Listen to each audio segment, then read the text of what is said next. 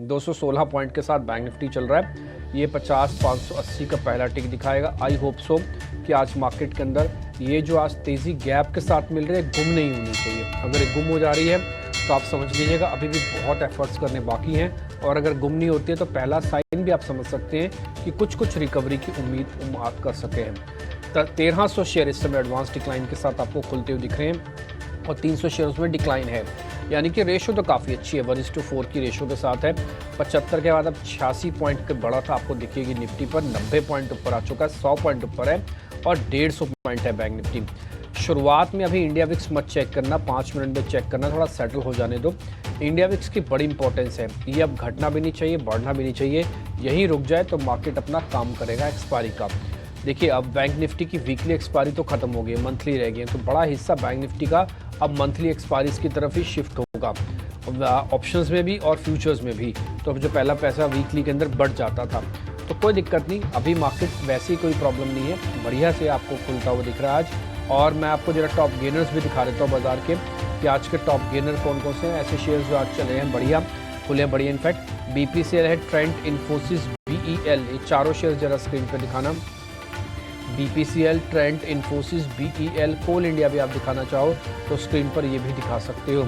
इसके अलावा PFC REC का कॉम्बो चल रहा है स्क्रीन पर, PFC REC का कॉम्बो चल रहा है, एक सरकारी कंपनी IRFC, इसके अलावा एक रियल एस्टेट कंपनी है लोधा डेवलपर्स के नाम से है, तो अब मैक्रोडेक है एक्चुअली उसका नाम, लोधा उसका कोड है, तो वो आपको दिखेगा 1 से 1.5% ऊपर। ये जी एंटरटेनमेंट अब 6% ऊपर आ चुका है। यही काम अगर पहले होता तो ये सर्किट, अब तो फ्यूचर से भी बाहर आ गया वैसे, बाय द वे मैं आपको बता दूं, पहले तो F&O में भी था। यही काम अगर थोड़ा पहले हो गया होता तो फिर फ्यूचर्स के अंदर आपकी जो तेज़ी बनती वो अलग ही कैटेगरी की बनती। खैर कोई बात नहीं, अब तो कैश के हिसाब से आपको ट्रेड करना पड़ेगा, बट 6% का रिवॉर्ड भी ठीक है, ऐसी कोई दिक्कत की बात नहीं है। एडवांस डिक्लाइन की रेशो अभी भी ठीक है, 1600 शेयर, 350 शेयर हैं। डिक्लाइंस की संख्या बढ़ नहीं रही, एडवांसेस की संख्या बढ़ रही है। इसका मतलब पहला कॉन्फिडेंस जो है वो थोड़ा सा हमको ज़रूर बनता हुआ दिख रहा है। ये जैसे चंदन सर भी जॉर्जिया से घूम के आए भी, और उनकी अपनी स्टडी भी यही कहती है कि बस आपको ज़्यादा नहीं है गिरावट, ये 23,000, 22,800, 23,000 के आसपास का एक शायद बेस बना ले। और यही बात एग्जैक्टली सुबह भी हमने आपके सामने रखी थी कि 75% आप दर्द झेल चुके हो, सिर्फ 25% का दर्द हो रहा है, जैसे तैसे झेल लो तो काम बन जाएगा। आज निफ्टी थोड़ा पुल बैक करने के मूड में ज़्यादा स्ट्रॉन्ग तरीके से दिख रहा है, या मैं बोलूँगा कल का डाइवर्जेंस को पूरा कर रहा है। पुल बैक भी क्या, कल के डाइवर्जेंस को पूरा कर रहा है, ये थोड़ा सा मेरे को इसके अंदर ज़्यादा दिखा। आज जो निफ्टी के टॉप गेनर्स हैं और वो करीब 40 शेयर ऐसे हैं जो हरे निशान में हैं। मैं उनके नाम बताऊं तो आज IT का पुल बैक आपको साफ स्क्रीन पे दिखेगा। इन्फोसिस सबसे ज़्यादा हेल्प कर रहा है लेवल्स में, कन्विक्शन में। HDFC, रिलायंस और ICICI बैंक का कॉम्बो भी आज मार्केट के काम आ रहा है। 6 के 6 शेयर स्क्रीन पर वापस से दिखा दीजिएगा जो हम लगातार स्क्रीन पर दिखाते हैं। फिर उसके बाद हम कुछ एक और शेयर्स भी आपके सामने रखेंगे, वीक काउंटर्स भी, जहाँ पर आज अच्छा दिन नहीं चल रहा। L&T, HUL, TCS, इन्फोसिस, ज़्यादातर शेयर आपको हरे निशान में देखेंगे, including Reliance and HDFC bank also. तो जो 6 शेयरों का वेटेज है मार्केट के पास करीब 40% के आसपास का, उनमें आज हरा निशान दिख रहा है। देखते ही देखते 150 पॉइंट करीब आज अब निफ्टी ऊपर आ चुका है और बैंक निफ्टी के अंदर भी बढ़त है। तो पहला जो साइन होता है मार्केट का, उसने बहुत ही अच्छे से स्मार्टली पार किया है, एंड आई होप सो कि एक पुल बैक का ट्रेड मार्केट के अंदर बनना चाहिए। अगर आप 15 मिनट का चार्ट स्टार्टिंग में ही डाल देंगे तो आपको दिखेगा ट्रेंड रिवर्सल दिखेगा, और ये 50 दिन की एवरेज का ब्रेकआउट भी दिख रहा है, ट्रेंड रिवर्सल भी दिख रहा है, जो कम से कम 200 से 250 पॉइंट निफ्टी को और खींच सकता है। आज खींचे कल खींचे वो अलग बात है। खैर जरा हीट मैप स्क्रीन पे लेके आते हैं ये फटाफट से। मैं इन बिटवीन वीक काउंटर्स आपको बता देता हूँ। आज सन फार्मा का दिन थोड़ा ठीक नहीं है, शुरुआती तो कमज़ोर हुई है। इसके अलावा SBI लाइफ भी हल्का सा कमज़ोर है, और बस और कुछ ज़्यादा खास शेयर दिख नहीं रहे मेरे को जो इस तरह से मैं आपको बता पाऊँ कि हाँ बहुत ज़्यादा टूटे हुए हैं। तो आज एडवांस डिक्लाइन की रेशो काफ़ी ठीक है। हीट में अब आपकी स्क्रीन पर इकलौता शेयर SBI लाइफ जो आधा 0.25% नीचे है, नहीं तो ज़्यादातर शेयर्स आपको ऊपर दिखेंगे। और अच्छी बात यह है कि न केवल IT बल्कि IT के अलावा वाला सेगमेंट भी आपको स्क्रीन पर साफ साफ दिख रहा है। Nifty pharmaceuticals, Nifty bank, autos, metals, combination of stocks मेरे को आज स्क्रीन पे दिखे।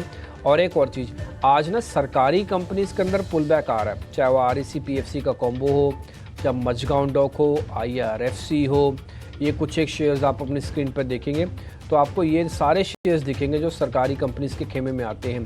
ठीक है, जी एंटरटेनमेंट की भी आज बढ़त अच्छी है, देर आए पर दुरुस्त है, हो सकता है, देखते हैं क्या होता है अभी और मार्केट के अंदर। ये सब आईटी के स्टॉक्स भी अपनी स्क्रीन पर आप इस समय नोटिस कर रहे हैं। अब जरा एक काम करते हैं, हिट में अब आपने मोटा मोटी देख ही लिया। अब मेरे दोनों सहयोगी मार्केट के मेहमानों से जुड़ जाएंगे, तेजस, चंदन, विवेक हैं, और उनसे जरा ओपनिंग के सौदे आपके लिए लेके आ रहे हैं।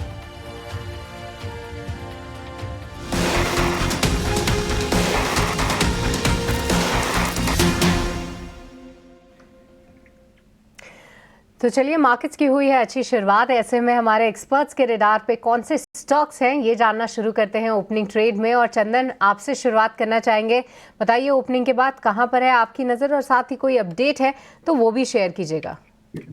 बिल्कुल, अपडेट तो यही है कि बाजार एक की लेवल पे आ चुका है और उस लेवल को थोड़ा बहुत तो रेस्पेक्ट करना चाहिए।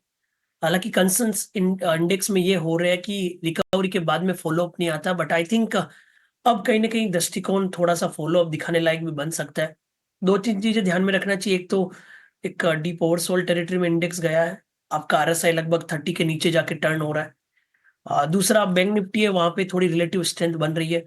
वहां पे आप नैरो रेंज फॉर्मेशन का प्राइस पैटर्न देखने को मिले, तो कहीं ना कहीं थोड़े बहुत रिकवरी के संकेत बाजार में है। हालांकि कितने फॉलो अप रहेंगे, कितना टिकेगा, वो थोड़ा सा और हमें जजमेंट लेना पड़ेगा। तो क्या हम स्टॉक की बात करें तो स्टॉक स्पेसिफिक बाजार में जो बिटन डाउन हेवीवेट्स नेम है वहां पे स्ट्रॉन्ग रिकवरी आएगी और ध्यान उधर रहना चाहिए। बट मैं स्ट्रेंथ पे फोकस करूं तो मैंने एक फेडरल बैंक की बात की और मैं उसी काउंटर को रिपीट करना चाहूंगा। हमने यहाँ पे 210 212 के टारगेट की बात की थी, अब मैं इसको 199 के सपोर्ट से वापस खरीदारी की सलाह देना चाहूंगा, ऊपर में 212 215 तक के टारगेट के लिए। उसके अलावा कहीं ना कहीं ऐसा लग रहा है कि बाजार 23,750 से 24,000 को अटेम्प्ट करेगा और बैंक निफ्टी भी यहाँ पे 50 250 होल्ड करता है तो 50 750 तक अटेम्प्ट करने का प्रयास करेगा। तो उस तरह से हमें रणनीति बना के हल्के से बाजार के स्विंग को और शॉर्ट कवरिंग स्पाइक को प्ले करने के लिए अपनी रणनीति बनानी चाहिए।